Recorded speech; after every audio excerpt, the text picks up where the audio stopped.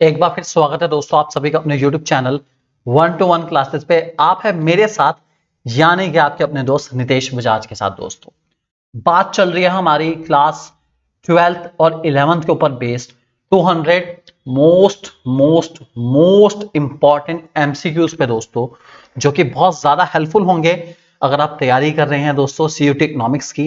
अगर आप तैयारी कर रहे हैं यूपी टीजीटी, यूपी पीजीटी या जितने भी पीजीटी टीजीटी एग्जाम है जिनमें कॉमर्स और इकोनॉमिक्स आने वाली है, तो समझिए ये वीडियो आपके लिए बहुत ज्यादा यूजफुल होने वाली है।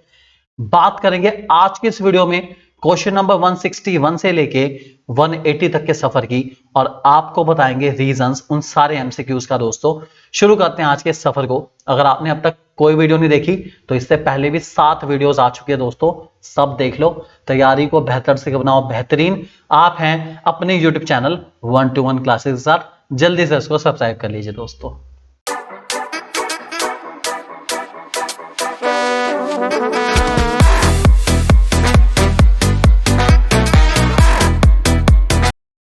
तो चलिए दोस्तों, आज का पहला क्वेश्चन आपके सामने आने जा रहा है। क्वेश्चन है दोस्तों, which of the following problem is not associated with the poverty alleviation programmes. आपको बताना है इनमें से कौन सी प्रॉब्लम पॉवर्टी एलिवेशन प्रोग्राम से रिलेटेड नहीं है। सोच समझ के जवाब देंगे दोस्तों। ऑप्शन नंबर ए आपके सामने आ रहा है lack of resources. Option number B आपके सामने आ रहा है non cooperation by local एलाइट्स।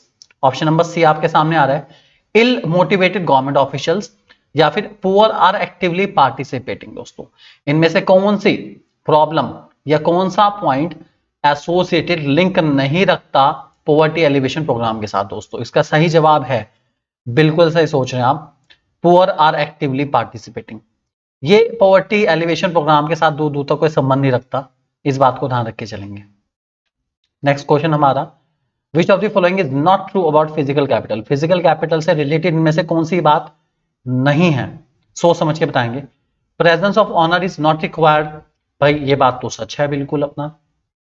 Create both social and private benefits, depreciate with time, tangible in nature. भाई सोच समझ के बताएंगे फिजिकल कैपिटल के बारे में इनमें कौन सा पॉइंट नहीं है सच। देखो फिजिकल कैपिटल टेंजिबल होती है नेचर में, ठीक है। टाइम के साथ साथ कम होती है, बिल्कुल ठीक है। सोशल और प्राइवेट बेनिफिट्स बनाए, ऐसा तो कुछ नहीं है। फिजिकल कैपिटल से सोशल बेनिफिट्स बनाने या सोशल बेनिफिट हो पाना या प्राइवेट बेनिफिट हो पाना ऐसा जरूरी नहीं है दोस्तों, इस बात को ध्यान रख के चलेंगे। फिजिकल कैपिटल में हमारे रिसोर्सेज आते हैं जो कि प्रोडक्शन में बहुत हेल्पफुल होते हैं, ध्यान रखेंगे इस बात को। Next, which of the following is a non farm activity in rural areas. इनमें से कौन सी नॉन फार्म एक्टिविटी है रूरल एरिया में।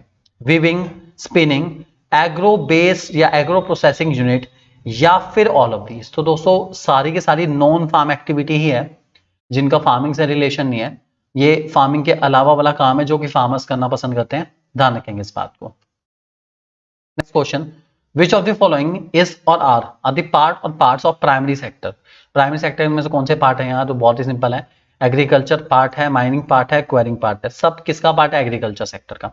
तो ऑप्शन का जो आंसर सही बैठने वाला है दोस्तों वो रहेगा हमारा ऑप्शन नंबर 4, इस बात को ध्यान रख के चलेंगे। Next, coal, hydrocarbons and nuclear energy are the energy resources. आपको बताना है किस टाइप के एनर्जी रिसोर्सेज हैं। क्या ये प्राइमरी सोर्स हैं, सेकेंडरी सोर्स हैं, दोनों है या कुछ भी नहीं है। तो बहुत सोच समझ के और बहुत अच्छे से इवेल्युएट करने के बाद हम ये कह सकते हैं कि जो कोल है और जो कार्बन है, हाइड्रोकार्बन्स और न्यूक्लियर एनर्जी, ये सब के सब दोस्तों हमारे प्राइमरी सोर्स ऑफ एनर्जी है। प्राइमरी सोर्स का मतलब होता है जो रॉ फॉर्म में होती है, जबकि सेकेंडरी हुआ है जिसको मैं कन्वर्ट कर लूं। जैसे एग्जांपल इलेक्ट्रिसिटी मेरी सेकेंडरी फॉर्म है, जबकि कोल, हाइड्रोकार्बन, न्यूक्लियर ये सब मेरे प्राइमरी है, इस बात को ध्यान रख के चलेंगे दोस्तों। नेक्स्ट क्वेश्चन हमारे सामने आ चुका है, which of the following is the reason for water pollution, industrial waste, domestic waste, chemical farming. भाई सब है, ये सब के सब रीजन है वाटर पोल्यूशन का इंडिया में, और बहुत मेजर रीजन है वाटर पोल्यूशन का, ध्यान रख के चलेंगे। Next, which sector of the economy contributes the lowest to the China's gross value addition. China में सबसे कम कंट्रीब्यूशन ग्रॉस वैल्यू एडिशन या जीडीपी में किसका है, एग्रीकल्चर का, इंडस्ट्री का, सर्विस का, किसी का भी नहीं। भाई सबसे कम कंट्रीब्यूशन है एग्रीकल्चर का। चाइना वैसे भी एग्रीकल्चर बेसिक इकोनॉमी नहीं है, सबसे ज्यादा वहाँ इंडस्ट्रीज है, सर्विस सेक्टर है, अच्छे खासे प्रोपोर्शन में। एग्रीकल्चर वहां पे वैसे भी ज्यादा अच्छा नहीं हो सकता क्योंकि बहुत सारी लैंड चाइना की ऐसी है जो फर्टाइल नहीं है बिल्कुल भी। इस बात को ध्यान रख के चलेंगे दोस्तों। क्वेश्चन नंबर 168 आ चुका है आपके सामने। As we move along a demand downward sloping straight line demand curve from left to right. Okay, ये कहना चाह रहे हैं कि जब हम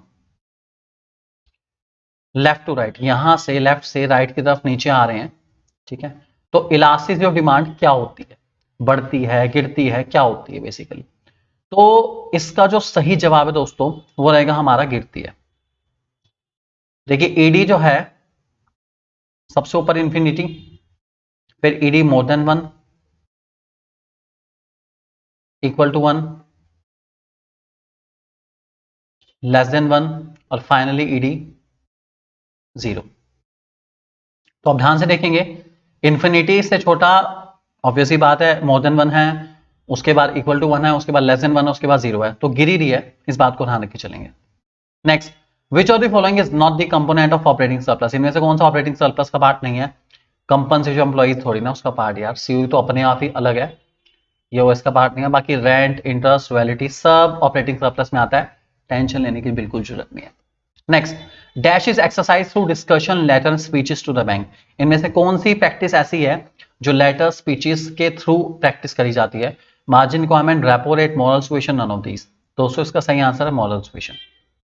मॉरल सुएशन एक कॉम्बिनेशन है परसुएशन एंड प्रेशर का, जो कि अप्लाई करा जाता है सेंट्रल बैंक के द्वारा इसके ऊपर, कमर्शियल बैंक के ऊपर, ताकि कमर्शियल बैंक आरबीआई की पॉलिसीज के अकॉर्डिंग अपने आप को मॉडरेट करे, कॉपरेट करे और उन सारी चीजों को रेगुलेट करे जो कि आरबीआई कह रहा है।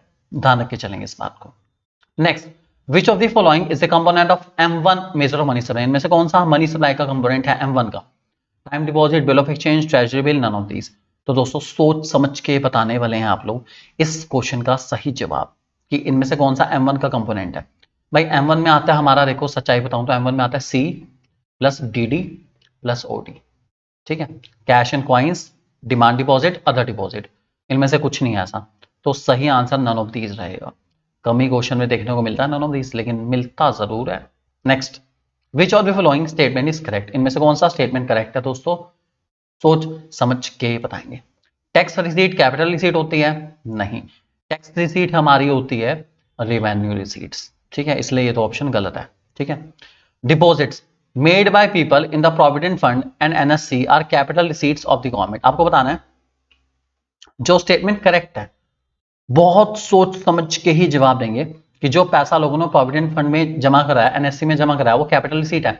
थोड़ा थोड़ा सही सा लग रहा है, बाकी देखते हैं। बोरिंग्स में पब्लिक इज रेवेन्यू रिसीट, नहीं यार, बोरिंग्स कैपिटल रिसीट होती है, तो ये जो बी वाला है ना यही सही है। एक्चुअल में जितना पैसा पब्लिक एनएससी और ये प्रोविडेंट फंड में जमा कराती है, गवर्नमेंट्स के लिए लायबिलिटी क्रिएट करता है, इसलिए कैपिटल रिसीट्स होती है। इस बात को ध्यान रख के चलेंगे, आप भूलेंगे बिल्कुल भी नहीं। काफी अच्छा क्वेश्चन है।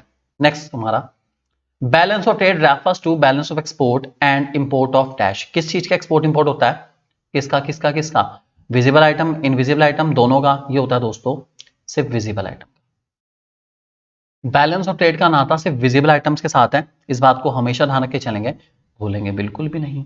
नेक्स्ट क्वेश्चन हमारे सामने आ चुका है, other things remains the same when a country the market price of foreign currency falls, national income. Okay, market price of foreign currency मतलब डॉलर सस्ता हो गया, तो डॉलर सस्ता होने से हमारी नेशनल इनकम के ऊपर क्या इंपैक्ट पड़ेगा।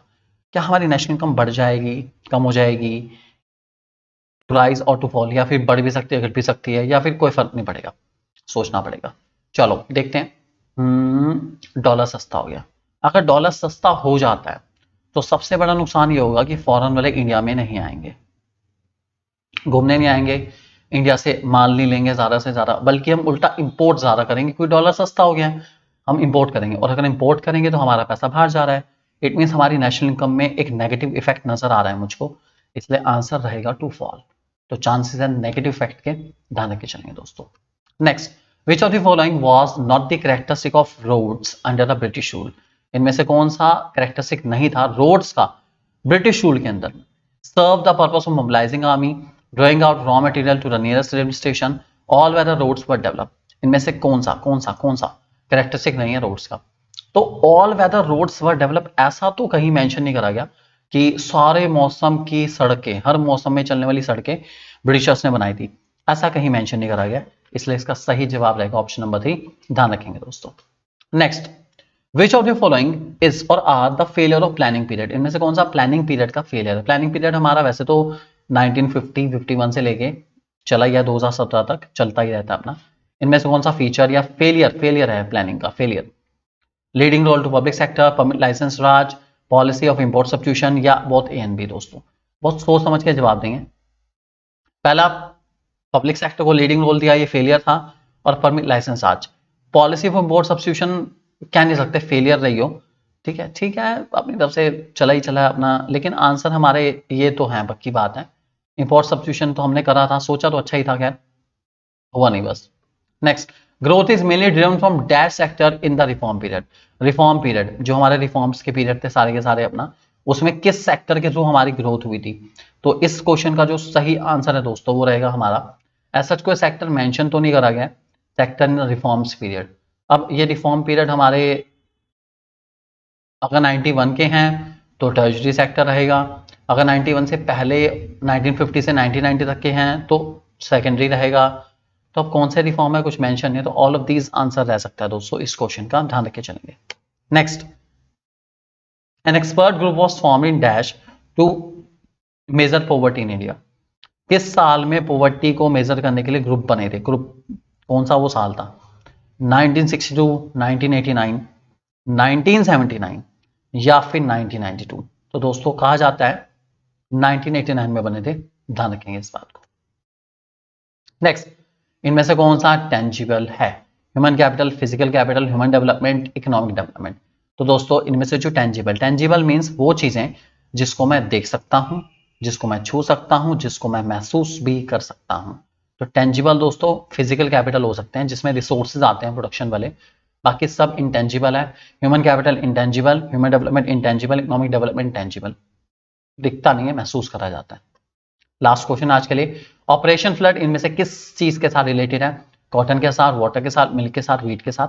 इसका सही जवाब है मिल्क, बहुत इंपॉर्टेंट है। ऑपरेशन फ्लड का मीन्स है मिल्क के प्रोडक्शन को इंडिया में बढ़ाना, और इसी ऑपरेशन फ्लड के अंदर अमूल का नाम आप लोगों ने सुना है, अमूल को सेटअप करा गया था दोस्तों, इस बात को ध्यान रख के चलेंगे। तो अभी जल्दी से सब्सक्राइब करिए और अगली वीडियो देखनी मत भूलेगा दोस्तों। लास्ट वीडियो हमारी आखिरी के 20 क्वेश्चन के ऊपर बेस्ड, क्वेश्चन नंबर 181 से लेके 199 प्लस 1 200 तक का सफर करेंगे दोस्तों, आपके अपने यूट्यूब चैनल 1-to-1 क्लासेस के साथ। दोस्तों बने रहिए आपके अपने यूट्यूब चैनल के साथ। Always God bless you and all the best for exam.